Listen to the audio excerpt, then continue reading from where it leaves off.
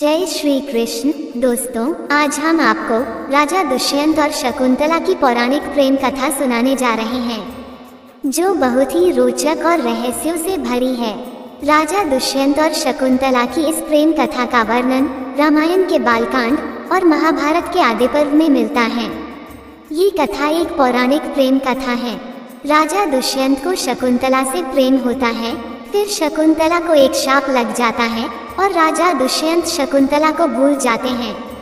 लेकिन फिर वापस एक संयोग से राजा दुष्यंत को सब कुछ याद आ जाता है और फिर सब कुछ सामान्य हो जाता है। तो चलिए शुरू करते हैं इस पौराणिक प्रेम कथा को। महर्षि विश्वामित्र जन्म से एक ब्राह्मण नहीं थे, लेकिन उन्होंने अपने तप और उग्र तपस्या के बल पर लगभग 1000 वर्षों की तपस्या के पश्चात ऋषि होने का वरदान प्राप्त कर लिया। लेकिन विश्वामित्र ब्रह्मा ऋषि बनना चाहते थे, इसलिए पुष्कर के तट पर जाकर पुनः तपस्या शुरू कर दी। ऋषि विश्वामित्र की इस कठोर तपस्या से राजा इंद्र विचार में पड़ गए। इंद्रदेव को डर था कि कहीं विश्वामित्र इंद्रासन न मांग ले। यह विचार कर तपस्या भंग करने के लिए अपनी अप्सरा मेनका को एक कन्या के रूप में धरती पर भेजा। नित्य की भांति ऋषि विश्वामित्र अपने दैनिक कार्यों में लगे हुए थे। तभी पुष्कर सर के तट पर मेनका नहा रही थी। मेनका का बदन देखकर विश्वामित्र को काम का मोह हो गया और मेनका से परिचय किया। विश्वामित्र ने मेनका को अपने साथ कुटिया में रहने का निमंत्रण दिया। अप्सरा मेनका ने ऋषि विश्वामित्र को कामपाश में बांध लिया और उनके साथ कुटिया में रहने लगी। विश्वामित्र और मेनका 10 वर्षों तक साथ रहे। इसके दौरान दोनों के संयोग से एक पुत्री हुई। विश्वामित्र को महसूस हुआ कि उनकी तपस्या तो भंग हो गई। उन्होंने अपनी दिव्य शक्तियों से पता लगाया कि ये सब देवताओं का किया कराया है। ऋषि विश्वामित्र के गुस्से से मेनका कांपने लगी, लेकिन विश्वामित्र ने मेनका पर कोई क्रोध नहीं किया और उसको वहां से जाने को कह दिया। महर्षि विश्वामित्र ने काम पर विजय प्राप्त करने के लिए कामदेव की तपस्या करने का निश्चय किया। इसके लिए विश्वामित्र ने अपनी पुत्री को ऋषि कण्व के आश्रम पर छोड़ दिया और स्वयं उत्तर में कोशी नदी के किनारे जाकर तपस्या करने लगे। अगले दिन जब ऋषि कण्व ने एक कन्या को शकुंतों से रक्षा करते हुए देखा, तो उन्होंने उस कन्या को उठा लिया और उसका पालन पोषण करने का निश्चय किया। वन में शकुंतों, पक्षियों आदि ने हिंसक पशुओं से इसकी रक्षा की थी, इसी से इसका नाम शकुंतला पड़ा। ऋषि कण्व ने शकुंतों के पास मिलने के कारण उसका नाम शकुंतला रख दिया। समय रहते शकुंतला युवती हो गई और एक दिन सखियों के साथ पुष्प बीनने के लिए गई हुई थी। तभी पुरु वंश के राजा दुष्यंत एक दौरे के लिए वहां से गुजर रहे थे। शकुंतला को देखते ही उससे मिलने का मन बनाया।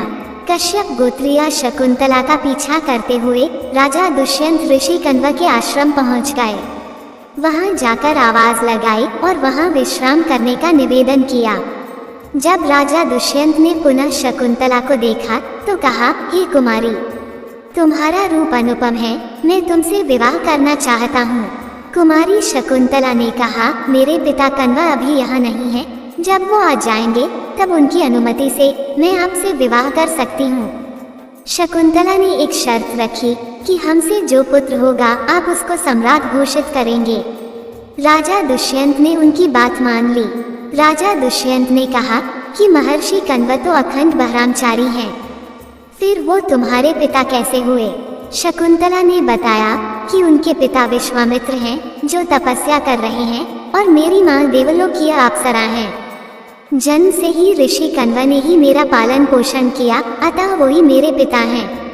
राजा दुष्यंत ने शकुंतला को बताया कि तुम एक ब्राह्मण नहीं, राजकन्या हो और हम गंधर्व विवाह कर सकते हैं। तुम अपने आप को मुझे दान कर दो। राजा दुष्यंत के निवेदन पर शकुंतला ने विवाह कर समागम कर लिया। कुछ समय पश्चात राजा दुष्यंत शकुंतला को दिलासा देते हुए कहा कि मैं शीघ्र ही तुमको यहाँ से लेकर जाऊंगा। शकुंतला को अपनी एक अंगूठी देकर वहां से चले गए। जब महर्षि कण्व आश्रम आए तो शकुंतला अपने पिता को सब कुछ बताने से डर रही थी। ऋषि कण्व ने अपनी दिव्य दृष्टि से सब कुछ जान लिया और मुस्कुराते हुए कहा, बेटी, तुमने कोई गलत काम नहीं किया है। राजा दुष्यंत एक अत्यंत शक्तिशाली राजा है और तुम दोनों से जो पुत्र पैदा होगा वो बड़ा ही तेजवान और बलवान होगा। एक दिन महर्षि दुर्वासा अपने मित्र कण्व से मिलने आए। उस वक्त कण्व वहां मौजूद नहीं थे। आश्रम के द्वार पर शकुंतला राजा दुष्यंत के बारे सोच रही थी। महर्षि दुर्वासा के कहने पर भी शकुंतला का ध्यान नहीं टूटा। तब महर्षि दुर्वासा ने दुष्ट तपसी कहकर अतिथि के अनादर करने के कारण शकुंतला को शाप दे दिया कि हे नारी, तुम इस काल में जिसका स्मरण कर रही हो वह भी तुमको भूल जाएगा। तब अचानक शकुंतला का ध्यान टूटा। सखियों के समझाने पर दुर्वासा ने कहा कि अगर वह अपने प्रियतम को अपनी कोई खास वस्तु तोहफा दिखाएगी तो उसको सब कुछ याद आ जाएगा। एक दिन कण्व ऋषि ने शकुंतला को कहा कि अब तुमको अपने पति के पास जाना चाहिए। विवाहित स्त्री का इस तरह रहना कीर्ति और धर्म का घातक अपमान है। शकुंतला अपनी मां समान दासी गौतमी के साथ हस्तिनापुर के लिए निकल गई। रास्ते में गंगा से पानी पीने के लिए जैसे ही शकुंतला ने अपनी अंजलि भरी तो उसकी अंगूठी पानी के अंदर गिर गई, लेकिन उसको इसका पता नहीं चला। जब शकुंतला हस्तिनापुर पहुंची तो उसने स्वयं को उनकी पत्नी बताते हुए कहा, आपके राज्य का सम्राट उनकी कोख में पल रहा है। तब राजा दुष्यंत ने तापसी स्त्री कहते हुए शकुंतला का तिरस्कार किया। तब गौतमी ने कहा कि तुम इनको अपनी अंगूठी दिखाओ। शकुंतला ने अपनी अंगूठी ढूंढने की कोशिश की, लेकिन उसको नहीं मिली। तब राजा दुष्यंत ने उसको वहां से जाने को कहा। गौतमी ने कहा कि हम वापस ऋषि कण्व के आश्रम लौट चलते हैं, लेकिन एक दास ने कहा कि हम शकुंतला को यहीं पर छोड़कर चलेंगे। इतना कहकर दासी लोग वहां से निकल गए। राजा दुष्यंत के महामंत्री ने शकुंतला के प्रसव तक उसको अपने आश्रम पर ठहरने का निवेदन किया। शकुंतला की अनुमति के साथ दोनों आश्रम की तरफ निकल पड़े। रास्ते में शकुंतला की माता मेनका प्रकट हुई और शकुंतला को अपने साथ लेकर अदृश्य हो गई। मेनका शकुंतला को लेकर ऋषि मारीच के आश्रम गई और उसको वहां छोड़कर वापस स्वर्गलोक चली गई। एक दिन राजा के कर्मचारियों ने एक मछुआरे को राजा की अंगूठी चुराने के जुर्म में गिरफ्तार किया और राजा के सामने पेश किया। मछुआरे ने राजा से विनती की कि महाराज, ये अंगूठी मुझे प्रातः काल एक मछली के पेट से मिली। राजा दुष्यंत उस अंगूठी को देखकर सब कुछ जान गए और उनको अपनी भूल और शकुंतला के तिरस्कार करने का अफसोस हुआ। राजा दुष्यंत ने अपने मंत्री को बुलाया और शकुंतला का पता पूछा। मेनका के साथ अदृश्य होने की बात सुनकर राजा दुखी हो गए। लगभग 6 साल बीत चुके थे। एक दिन भगवान इंद्र का दूत राजा दुष्यंत के दरबार में आया और दानवों के खिलाफ युद्ध में देवताओं की सहायता करने का निवेदन किया। दानवों और देवताओं के बीच में घमासान युद्ध हुआ। देवताओं ने विजय प्राप्त की। जब दूत पुनः दुष्यंत को धरती पर छोड़ने आए तो एक अज्ञात स्थान पर छोड़ दिया। राजा दुष्यंत जंगल से होकर आगे बढ़ रहे थे। राजा दुष्यंत ने सुना कि कोई बच्चा खेल रहा है। ढूंढते ढूंढते दुष्यंत उस बच्चे के पास पहुंच गए। एक बच्चा सर्वदमन शेर के साथ खेल रहा था और उसका मुंह खोलकर उसके दांत की गिनती कर रहा था। तब 2 दासियां उस बच्चे को आश्रम ले जाने के लिए आई। दासियों के आग्रह पर भी वो बच्चा वहां से चलने को तैयार नहीं था। तब सर्वदमन के हाथ से जंतर गिर गया। राजा दुष्यंत ने उस जंतर को उठा लिया और अपने साथ खोलने को आग्रह किया।